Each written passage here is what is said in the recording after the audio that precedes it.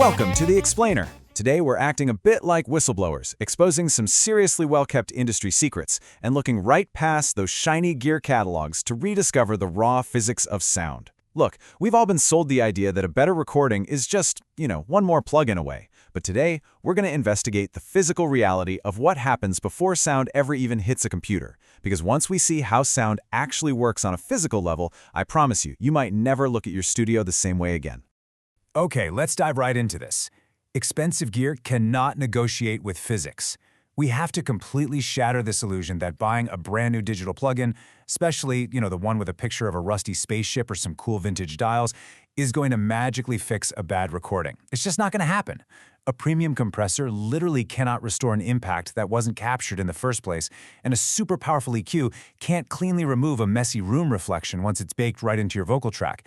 An expensive microphone placed in a terrible position, well, it's just going to record that terrible position in stunning, very expensive detail.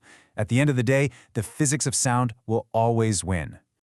All right, Section 1, before the microphone.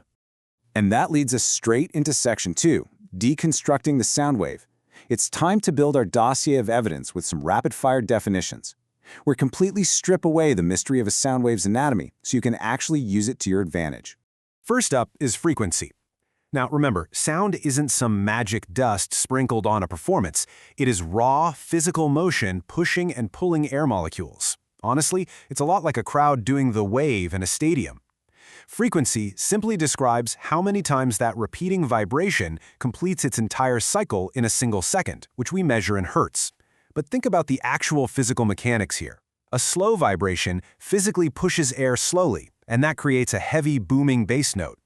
Meanwhile, a super fast vibration creates the rapid pressure changes that we hear as a bright cymbal crash. And this brilliantly illustrates a vital distinction between what a machine measures and what we humans actually experience. Frequency is a pure physical measurement of vibration speed.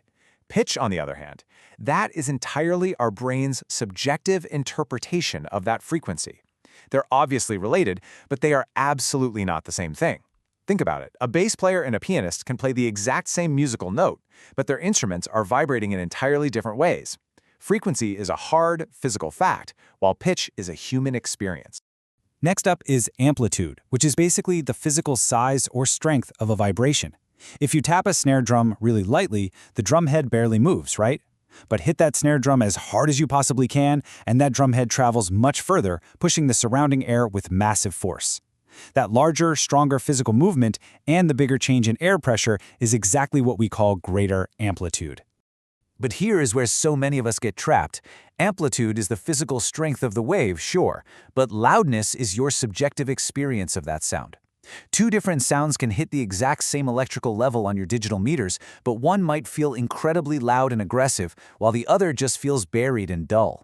Your perception of loudness depends on your environment, the frequency, and how human hearing actually works. So please, do not record with your eyes.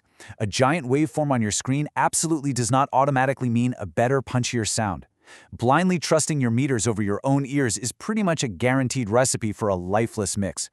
Now let's talk about wavelength. While frequency tells us how fast a wave repeats, wavelength is the actual physical distance that one complete cycle of that wave covers in the room. And the relationship here is simple but incredibly profound. High frequencies have very short, tiny wavelengths. Low frequencies, though, have massive, incredibly long wavelengths. And that physical size dictates exactly how the sound is going to behave in your studio. Which brings us to a really huge question. Why does bass totally own the room? If you have ever tried mixing in a small project studio, you know for sure that bass is your absolute biggest enemy. Because low-frequency wavelengths are so incredibly long, they literally interact with the full physical dimensions of your room. The wave bounces off the back wall and crashes into new waves coming right out of your speakers. In some spots, they add together and sound like a literal earthquake, and in other spots, they just cancel each other out, and the bass disappears completely. So your mix might not be the problem at all. Your listening chair might just be sitting in a physical bass null. Let's move on to harmonics. When you play a note, you don't just get one pure frequency out of it. You get the fundamental note, plus a whole series of higher frequency components. I like to think of harmonics as the family living inside a note. They are what give an instrument its absolute identity, its timbre, its whole personality. It's the exact reason why a cheap acoustic guitar playing an A doesn't sound anything like a grand piano playing the exact same A. The fundamental tells you the pitch, but the harmonics, they tell you exactly who is speaking. Finally, we have transients. These are the fast, explosive changes in energy right at the very beginning of a sound. Think of the sharp crack of a snare, the click of a kick drum beater, or the scrape of a guitar pick.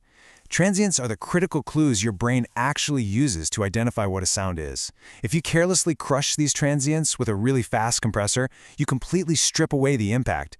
You end up making the instrument feel distant, soft, and just unidentifiable. You've got to protect the front edge of your sound. Moving right along to Section 3, the room always joins in. Now, what's really interesting about this is a hard truth of audio engineering. The microphone literally does not know what you meant to record. It is a brutally faithful witness. Yes, it collects the direct source from the instrument, but it also faithfully collects every single messy, bouncing reflection from the floor, the ceiling, the desk, and the walls. The room is essentially a permanent member of your band, and this exposes the biggest myth in acoustic treatment. You simply cannot buy one square of thin foam, stick it behind your computer monitor, and declare victory over physics. Physics has lawyers. Thin foam might tame a little high-frequency flutter echo, sure, but it does absolutely nothing to control those massive long bass waves we were just talking about. True bass trapping requires actual thickness and mass. Diffusion scatters the sound to keep the room sounding natural and alive. You have to treat the room's entire fingerprint, not just the treble. All right, Section 4, microphones as acoustic EQ.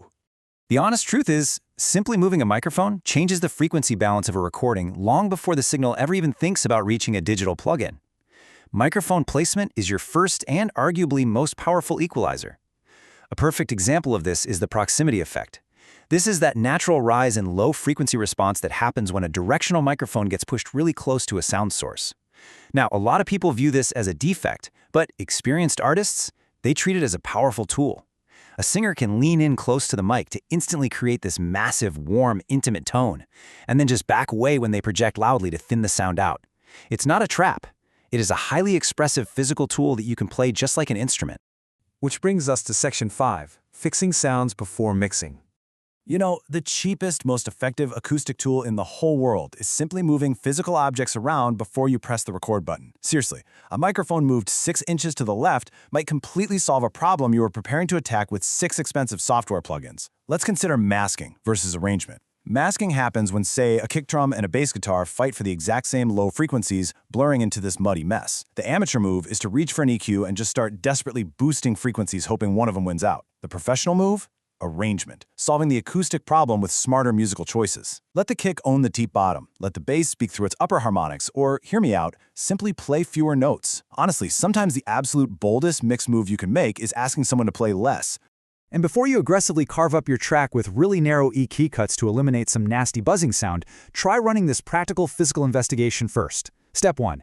Have the musician play the problem note repeatedly. Step 2. Physically touch the desk, the microphone stand, the door, or your rack gear. Step 3. Just listen. When the ringing suddenly stops, boom, you found the culprit. That annoying frequency destroying your perfect vocal take might literally just be a loose metal music stand vibrating over in the corner. Always fix the physical world first. And that brings us to our final stop, Section 6, Knowledge is Creative Independence. We've talked a whole lot today about the science of moving air, but understanding the physical reality of sound isn't just some nerdy academic hobby. For the independent artist, this knowledge is quite literally the ultimate form of creative and financial freedom. Your catalog is a long-term business asset. Ownership without understanding, well, that just leaves you entirely dependent on industry gatekeepers. But when you actually understand the physics of how sound works, you protect your time, your money, and your rights. A strong, professional-sounding recording directly supports your music sales, it makes your tracks viable for lucrative film and TV licensing, and it opens doors for you to produce for other people. Understanding the physics of moving air protects the long-term value of your art. It's really that simple. Every recording begins with a vibration. What happens after that is where the artist takes control. You don't need permission from a massive commercial studio to make incredible music, and you definitely don't need to be manipulated into buying an endless stream of digital gear. So stop waiting for permission. Trust your own ears, understand the physics of the air moving right around you, and take full, uncompromising ownership of your sonic landscape. Before you reach for your next digital plugin, ask yourself, what can you move in the physical room right now to capture the perfect vibration? Thanks so much for joining us on this explainer, and we will see you next time.